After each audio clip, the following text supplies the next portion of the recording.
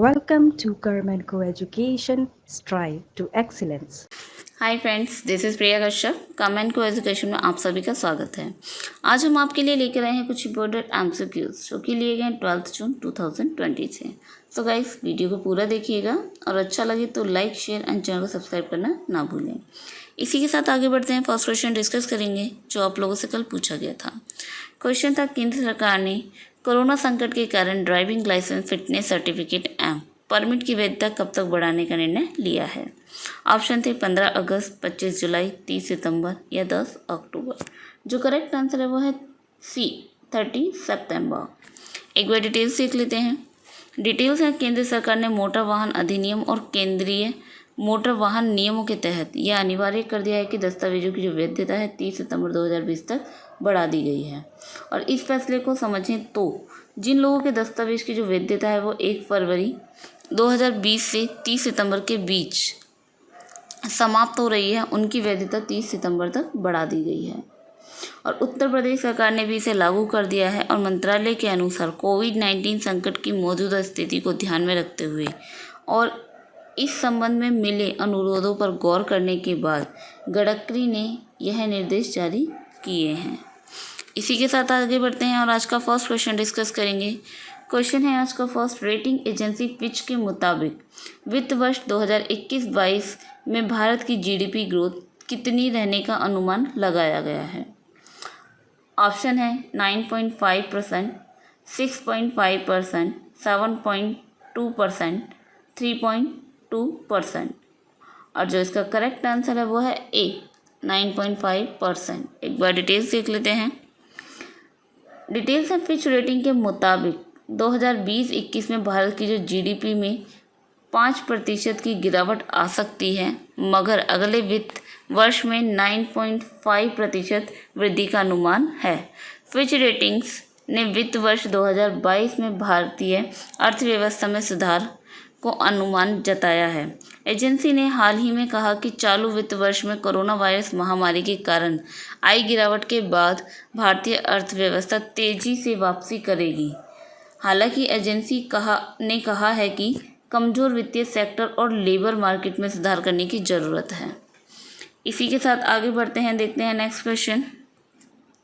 Next question है, गुजरात के गिर के जंगलों में पाए जाने वाले एशियाई शेरों की संख्या 2015 के मुकाबले बढ़कर कितनी हो गई है।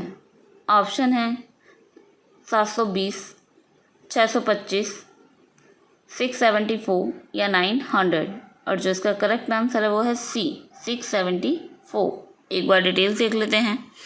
डिटेल्स है, गुजरात के गिर वन में पाए जाने वाले इन शेरों की जो संख्या में इजाफा हुआ है, अब राज्य की इनकी संख्या जो बढ़कर 674 हो गई है। वन विभाग की तरफ से हाल ही में जारी आंकड़ों के अनुसार सौराष्ट्र के सोमनाथ, अमरेली, भावनगर, राजकोट, जूनागढ़, पोरबंदर, जामनगर, बोटाद, मोरबी और सुरेंद्रनगर जिलों में फैले गिर जंगल में 161 नर और 260 मादा और 45 अवयस्क नर व 49 अवयस्क मादा शेर पाए गए हैं। वन में 137 शावक भी मौजूदा हैं। इनके अतिरिक्त 22 ऐसे शेर मौजूदा हैं जिनका स्टिक आकलन नहीं किया जा सकता। इसी के साथ आगे बढ़ते हैं, नेक्स्ट क्वेश्चन डिस्कस करेंगे। नेक्स्ट क्वेश्चन है, किस सरकार ने हाल ही में कक्षा 5 तक के बच्चों के लिए ऑनलाइन क्लासेस पर जो है प्रतिबंध लगा दिया है। ऑप्शन है कर्नाटक, दिल्ली, तमिलनाडु या उत्तर प्रदेश। जो करेक्ट आंसर है वो है ए, कर्नाटक। एक बार डिटेल्स देख लेते हैं। डिटेल्स है, कर्नाटक की जो सरकार है उसने कक्षा 5 तक के बच्चों के लिए ऑनलाइन क्लासेस पर प्रतिबंध लगा दिया है और ऑनलाइन कक्षाओं के नाम पर अतिरिक्त फीस वसूलने वाले स्कूलों के खिलाफ सख्त कार्रवाई की जाएगी। 2020-21 शैक्षणिक वर्ष के लिए फीस बढ़ाने पर भी रोक लगा दी गई है और यह निर्णय प्राथमिक और माध्यमिक शिक्षा विभाग द्वारा कई अभिभावकों की शिकायतों के बाद लिया गया है। इसी के साथ एक बार मैप देख लेते हैं। मैप में जैसे कि देख पा रहे हैं, यह कर्नाटका जो कि भारत में यहाँ पर स्थित है और जो इसको फॉर्म किया गया था वो 1 नवंबर 1956 में किया गया था। और जो इसके गवर्नर हैं वो वजुभाई वाला हैं। चीफ मिनिस्टर जो है BS येदियुरप्पा जी हैं। जो इसकी कैपिटल है वो है बेंगलुरु, जो कि यहाँ पर आप स्थित देख पा रहे हैं। और ये जो अपना बॉर्डर शेयर करता है, जैसे देख पा रहे हैं यहाँ पे ये तमिलनाडु से बॉर्डर शेयर कर रहा है, यहाँ पर आंध्र प्रदेश से, यहाँ पे देखा जाए तो तेलंगाना, महाराष्ट्र, यहाँ ये इन सभी से अपना बॉर्डर शेयर करता है। इसी के साथ आगे बढ़ते हैं, देखते हैं नेक्स्ट क्वेश्चन। नेक्स्ट क्वेश्चन है अंतर्राष्ट्रीय भारोत्तोलन महासंघ ने किस भारतीय वेट लिफ्टर पर लगाए गए डोपिंग के आरोप को वापस ले लिया है? ऑप्शन है मीराबाई चानू, पूनम यादव, संजीता चानू, राखी हल्दर। और जो इसका करेक्ट आंसर है वो है C, संजीता चानू। एक बार डिटेल्स देख लेते हैं। डिटेल्स है अंतर्राष्ट्रीय भारोत्तोलन महासंघ ने भारतीय भारोत्तोलक के संजीता चानू के खिलाफ लगाए गए डोपिंग के आरोप को उनके नमूनों में एक रूपता नहीं पाए जाने के कारण खारिज कर दिया है। इसके बाद राष्ट्रीय मंडल खेलों के स्वर्ण पदक विजेता इस खिलाड़ी के माफ़ी मांगने और मुआवजा देने की मांग की है। यह फैसला WF ने विश्व डोपिंग रोधी एजेंसी के सिफारिश के आधार पर किया। जैसे कि इन्हें देख पा रहे, यह है संजीता चानू, जिनका जो बॉर्न हुई है वो 2 नवंबर 1994 मणिपुर में इनका जन्म हुआ। और ये इन्होंने जो है 2 बार गोल्ड मेडलिस्ट रही हैं, 2014 एंड 2018 में, जो कि 2014 में था ग्लासगो एंड 2018 में कोस्ट इवेंट में इन्होंने 48 एंड 53 kg वेट में 2 बार गोल्ड मेडल जीता है। इसी के साथ आगे बढ़ते हैं, देखते हैं नेक्स्ट क्वेश्चन। नेक्स्ट क्वेश्चन है केंद्र सरकार ने प्रधानमंत्री कृषि सिंचाई योजना के अंतर्गत पर ड्रॉप मोर क्रॉप के मद में चालू वित्त वर्ष में राज्यों के लिए कितने करोड़ रुपए का आवंटन किया है? ऑप्शन है 4000, 3000, 2000 या 1000। जो करेक्ट आंसर है वो है A, 4000 करोड़। इसी के साथ एक बार डिटेल्स देख लेते हैं। डिटेल्स है सिंचाई योजना के तहत पर ड्रॉप मोर क्रॉप के क्रियान्वयन की जिम्मेदारी department of agriculture corporation and farmers welfare को दी गई है। और जो इसका लक्ष्य है वो ड्रिप व छिड़काव के जरिए सिंचाई की जो विभिन्न तकनीकों के माध्यम से किसानों को कम पानी से ज़्यादा खेत की सिंचाई करने में सक्षम बनाना है। और लघु सिंचाई माइक्रो एरीगेशन की इन तकनीकों से न केवल पानी की बचत होती है बल्कि उर्वरक और श्रम भी कम लगता है। यह तकनीक अन्य लागत में भी कटौती करने में मददगार है। इसी के साथ आगे बढ़ते हैं, देखते हैं नेक्स्ट क्वेश्चन।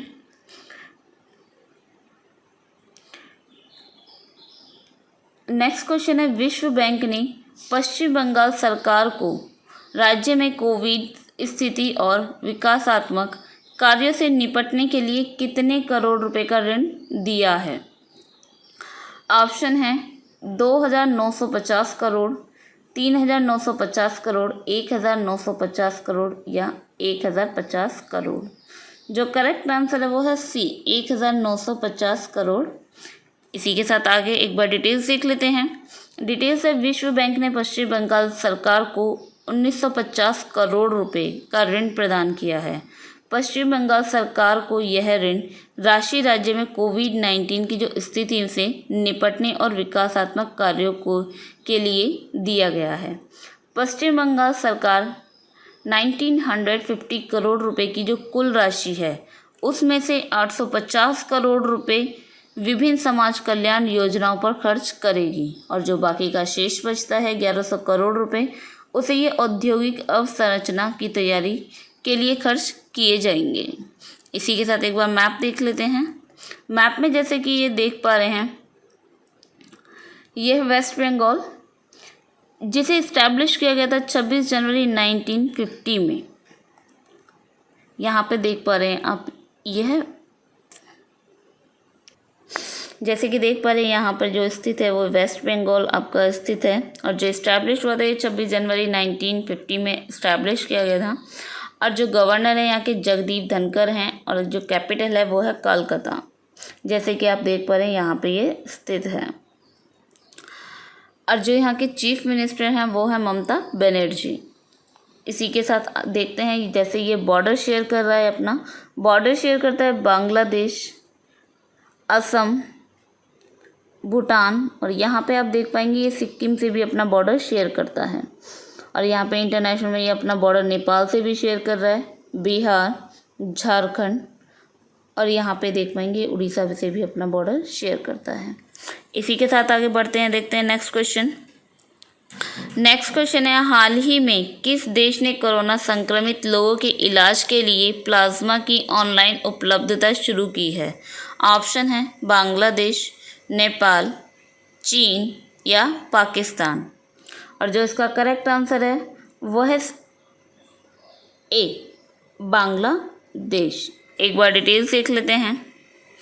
डिटेल से बांग्लादेश सरकार ने कोरोना संक्रमित लोगों के इलाज के लिए प्लाज्मा की ऑनलाइन की जो उपलब्धता शुरू की है, और सहयोद्धा नाम की इस पहल की शुरुआत करते हुए सूचना प्रौद्योगिकी मंत्री जुनैद अहमद ने कहा है कि सरकार कोरोना संक्रमण का मुकाबला करने के लिए सूचना प्रौद्योगिकी का बेहतर इस्तेमाल करेगी। और इस बीच देश में कोरोना के संक्रमित लोगों की जो संख्या वो 71,000 को पार कर गई है, जबकि इससे अब तक जो है 975 लोगों की जो है मृत्यु हो चुकी है। इसी के साथ आगे बढ़ते हैं, एक बार मैप देख लेते हैं। मैप में जैसे कि आप देख पा रहे हैं यह है बांग्लादेश,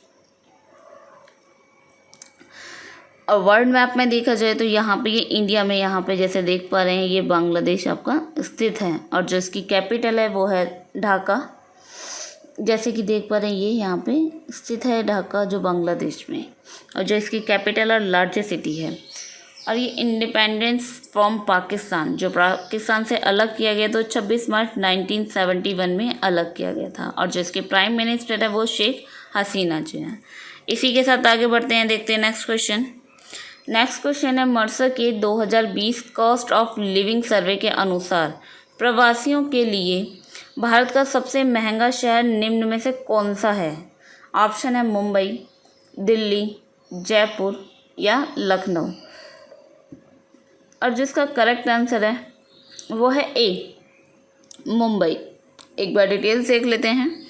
डिटेल्स है, मर्सर के वर्ष 2020 रहन सहन की लागत सर्वे के अनुसार जो वैश्विक स्तर पर प्रवासियों के लिए मुंबई विश्व में 60वां सबसे महंगा शहर है, जबकि एशिया में यह 19वें स्थान पर है। ये वर्ल्ड में देखा जाए जो मुंबई है विश्व में जो है वो 60वें स्थान पर आया है, और जो एशिया में देखा जाए तो 19वें स्थान पर है। सर्वे के अनुसार भारतीय शहरों में मुंबई सबसे महंगा शहर है, और इसके बाद जो आता है वो नई दिल्ली आता है जो कि विश्व स्तर पर 101वें स्थान पर है, और चेन्नई जो है विश्व स्तर पर 143वें स्थान पर है। सर्वे में कहा गया है कि बेंगलुरु 171 और कोलकाता 185 रैंकिंग में सबसे कम खर्चीले भारतीय शहर हैं। इसी के साथ आगे बढ़ते हैं, देखते हैं नेक्स्ट क्वेश्चन। नेक्स्ट क्वेश्चन है, किस देश के मानव रहित सबमर्सिबल ने हाल ही में महासागर के नीचे विश्व के सबसे गहरे बिंदु तक गोता लगाने का कीर्तिमान बनाया है? ऑप्शन है नेपाल, चीन, पाकिस्तान या बांग्लादेश। और जो इसका करेक्ट आंसर है वो है बी, चीन। एक बार डिटेल्स देख लेते हैं। डिटेल्स से चीन के मानव रहित सबमर्सिबल ने हाल ही में महासागर के नीचे विश्व के सबसे गहरे बिंदु तक गोता लगाने का कीर्तिमान बनाया है। सबमर्सिबल गहरे पानी में भीतर जा सकने वाली एक मशीन होती है जिसका इस्तेमाल प्राय वैज्ञानिक अनुसंधान के लिए किया जाता है। चीन सबमर्सिबल हाउडू 1 ने प्रशांत महासागर के भीतर स्थित विश्व के सबसे गहरे क्षेत्र मारियाना ट्रेंच तक पहुंचने का कीर्तिमान बनाया है। इसी के साथ आगे बढ़ते हैं, देखते हैं नेक्स्ट क्वेश्चन।